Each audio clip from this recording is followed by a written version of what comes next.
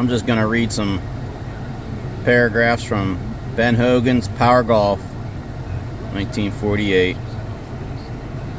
Stance gives you balance. Yes.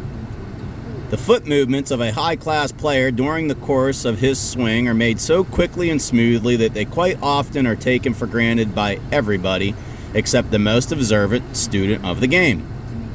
Which, since I'm an instructor, I need to be extremely observant. It is possible to play good golf from the hips upward, but you must have good form from the hips down to be a really first-class player.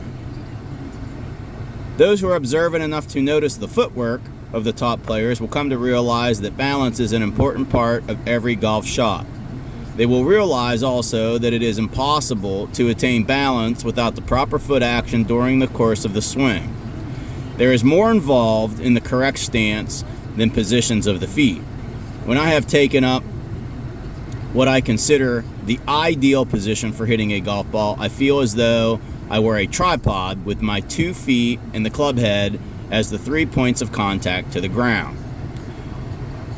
While that is the best comparison I can think of to describe my position at the ball, it isn't entirely correct. The weight of a tripod is evenly distributed between its 3 points of contact with the ground, but in the ideal position at the ball, the weight is evenly distributed between both feet.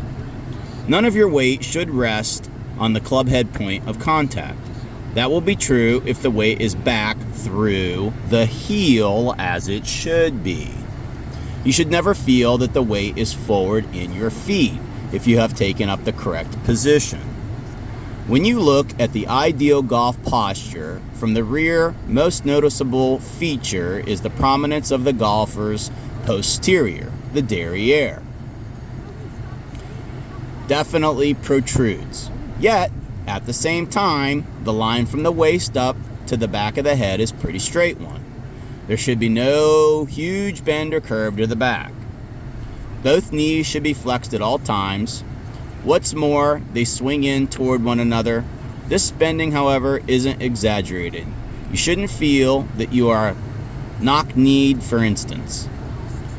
This position should give the feel that you possess a firm foundation, which at the same time permits you a freedom of movement in your shoulders, hips, and arms.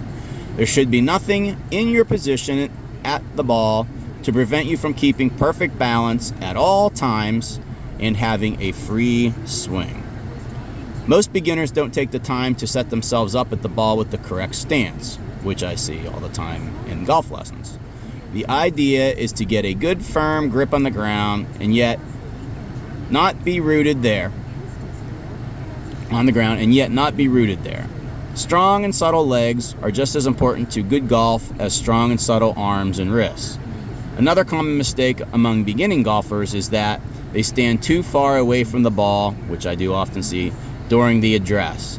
Yet, in the ideal position, you should feel that you are away from the ball rather than over the top of it. You can avoid the feeling of being over the ball by not curving your back from the waist as described above. So that's the thing, keeping the posture and really maintaining it throughout the duration of the swing. It all starts from the address position.